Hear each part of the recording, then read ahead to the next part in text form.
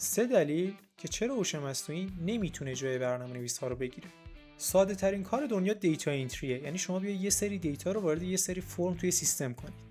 مثلا مدیر عامل یک کارخونه از شما به عنوان مسئول دیتا انتری میخواد که فاکتورهایی که روزانه به صورت کاغذی میرسه به کارخونه رو وارد سیستم کنید. اگر این کار رو به AI بسپرید و AI یک صفر کم و زیاد کنه توی این فاکتور و کارخونه ضرر کنه، مدیر عامل اون کارخونه نمیتونه یقه AI رو بگیره و بگه ضرر منو بده، ولی یک نفر تحت عنوان مسئول دیتا انتری باید باشه که اون مسئول دیتا انتری اتفاقا میتونه از AI استفاده کنه، ولی باید از خروجی که AI میده مطمئن بشه، مشکل نداشته باشه، چون مسئوله که در نهایت این کار رو به درستی انجام بده. دلیل دوم اینه که آدمیزاد همیشه دنبال سرعت بیشتر بوده. مثلا برای حمل و نقل اول از خر استفاده میکرد، بعد از اسب استفاده کرد، بعد از درشکه استفاده کرد، بعد ماشینای اولیه اومدن، بعد پیکان، پراید، لامبورگینی و همینجور هی داره سعی میکنه انسان سرعتش رو توی حمل و نقل بیشتر کنه. توی دنیای کامپیوتر هم همین بوده. شما روز اول برای اینکه به یک کامپیوتر بفهمونی که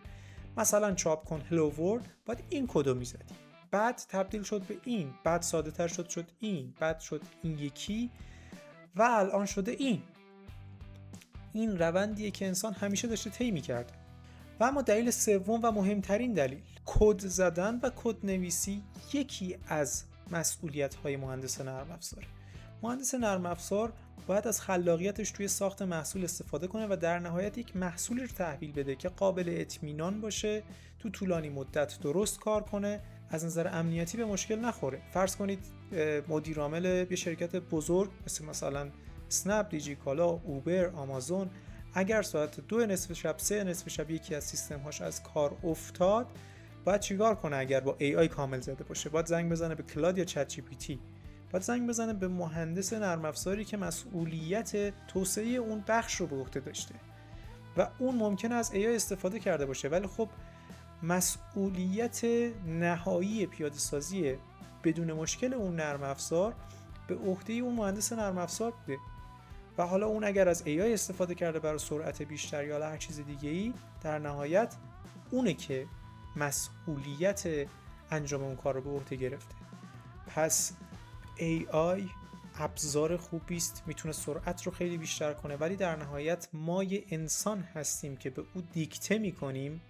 که چه باید بکنه و چه نباید بکنه و در نهایت ما این که مسئولیت کارهایی که AI انجام میده توی پروژمون رو باید به عهده بگیریم. من فکر نمی کنم هیچ شرکتی دوست داشته باشه که کل سیستمش رو AI نوشته باشه و فردا روز اگر مشکلی پیش اومد نتونه یک آدم متخصص رو در کنار خودش داشته باشه برای حل اون مشکل. اگر این ویدیو رو دوست داشتین، لایک و کامنت یادتون نره.